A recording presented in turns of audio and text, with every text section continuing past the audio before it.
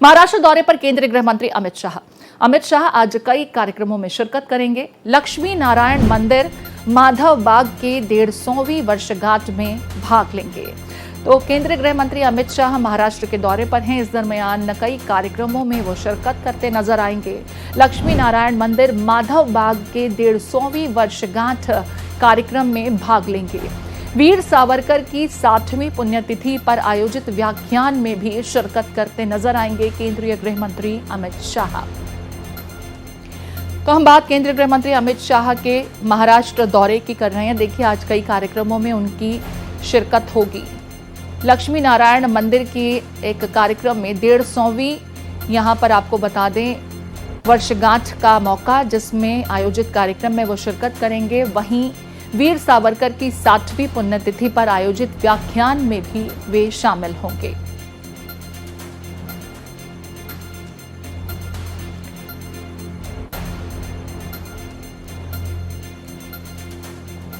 और हमारे साथ अभिषेक पांडे जुड़ गए हैं महाराष्ट्र से। अभिषेक का रुख कर लेते हैं। अभिषेक, केंद्रीय गृह मंत्री का महाराष्ट्र दौरा, आज कई कार्यक्रमों में शिरकत होगी। इस कार्यक्रम के बारे में विस्तार से जानकारी चाहेंगे।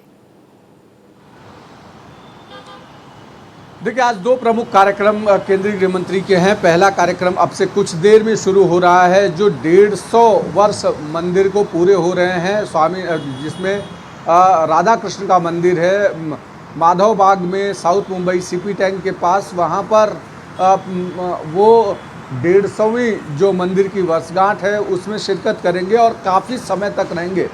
करीब 1 से 1.5 घंटे के आसपास का समय वहाँ पर बिताएंगे, जिसके लिए वहाँ पर तैयारियाँ पूरी की गई हैं। आसपास के हिस्से को कॉर्डन किया गया है ताकि वहाँ कोई जा न सके, क्योंकि वो पूरा भौगोलिक स्थिति से पूरा चारों तरफ एक घना इलाका है और मार्केट का इलाका है सीपी टैंक का, इसलिए उसके आसपास के हिस्से को कॉर्डन ऑफ किया गया है।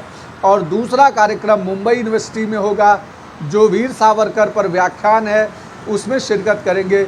वीर सावरकर महाराष्ट्र में कितने इम्पोर्टेंट है, राजनीति का कितना बड़ा केंद्र है, इससे समझा जा सकता है, क्योंकि प्रधानमंत्री से लेकर गृह मंत्री तक सभी वीर सावरकर पर बात करते हैं, क्योंकि कांग्रेस लगातार वीर सावरकर पर अपशब्दों का उपयोग करती है। तो वहीं अमित शाह हों या नरेंद्र मोदी हों या बीजेपी के बड़े नेता हों, सारे लोग वीर सावरकर के पक्ष में बात करते हैं। तो कहीं न कहीं वीर सावरकर के इस व्याख्यान में अमित शाह शामिल होंगे। करीब 1 से 1.5 घंटे मुंबई यूनिवर्सिटी में रहेंगे और उसके बाद फिर करीब 3 बजे, 2:30-3 बजे के आसपास वो मुंबई से दिल्ली के लिए रवाना हो जाएंगे। यहाँ पर ऑपरेशन सिंदूर को लेकर के मैं देख रही हूँ अभिषेक, प्रधानमंत्री नरेंद्र मोदी भी जहाँ जा रहे हैं ऑपरेशन सिंदूर की सफलता का जिक्र करते हैं, पाकिस्तान पर जमकर बरस रहे हैं और लगातार पाकिस्तान की पोल खोलते नजर आते हैं। केंद्रीय गृह मंत्री का भी महाराष्ट्र का ये बहुत महत्वपूर्ण दौरा है। क्या इस दरमियान उनका कोई संबोधन का कार्यक्रम भी स्केड्यूल होगा? और जैसा कि आपने कहा, वीर सावरकर को बीजेपी जो तवज्जो देती है, इस दरमियान अगर मंच पर वो मौजूद रहेंगे तो कांग्रेसी खेमे को लेकर के मुझे लगता है कि काफी कुछ सुनने को मिल सकता है, क्योंकि जिसका जिक्र आपने भी किया, कांग्रेस वीर सावरकर के नाम पर सियासत करती है और उनकी 60वीं पुण्यतिथि के मौके पर यहां जो कार्यक्रम का आयोजन किया जा रहा है उसमें व्याख्यान में उनकी शिरकत होगी। देखिए, बिल्कुल वीर सावरकर एक बड़े स्टॉलवर्ट समाज सुधारक भी रहे और स्वतंत्रता संग्राम सेनानी भी रहे। वीर सावरकर ने काला पानी की सज़ा भोगी और उसके साथ साथ उन्होंने कैसे पूरे आज़ादी की लड़ाई लड़ी, इस पर जो है जिस तरीके से बीजेपी वीर सावरकर के साथ खड़ी होती है, उनके बलिदानों की बात करती है। महाराष्ट्र में वीर सावरकर को एक सम्मान की दृष्टि से देखा जाता है और कांग्रेस वीर सावरकर पर आपत्तिजनक टिप्पणियां करती है, उन्हें भगोड़ा के शब्दों का इस्तेमाल करती है, माफी वीर जैसे शब्दों का इस्तेमाल करती है। तो उस पर आज केंद्रीय गृह मंत्री बोलेंगे।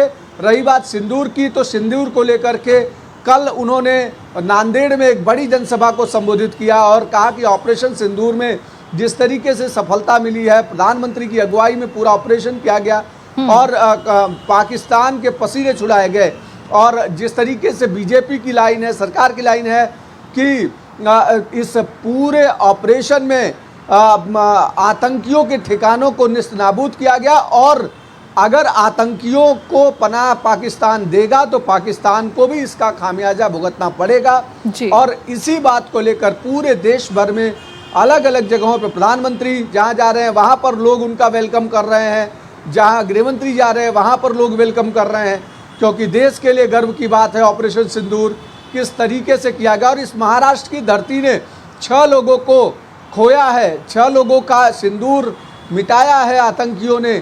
और ये महाराष्ट्र और मुंबई हमेशा आतंकियों के निशाने पर रहता है, इसलिए निश्चित तौर पर बिल्कुल उसका जिक्र भी यहाँ पर नजर भी आएगा। बात में मौसम की भी करूंगी अभिषेक, क्योंकि महाराष्ट्र में बारिश भी लगातार हो रही है और मुंबई की अगर बात की जाए तो मौसम विभाग की तरफ से बारिश को लेकर के भी लगातार अलर्ट जारी किया गया है। जो पहला कार्यक्रम है जिसमें केंद्रीय गृह मंत्री की मौजूदगी होगी मुंबई के माधवबाग इलाके में, मौसम के लिहाज से क्या कुछ अपडेट आपके पास मेट डिपार्टमेंट की तरफ से कोई जानकारी इस संदर्भ में?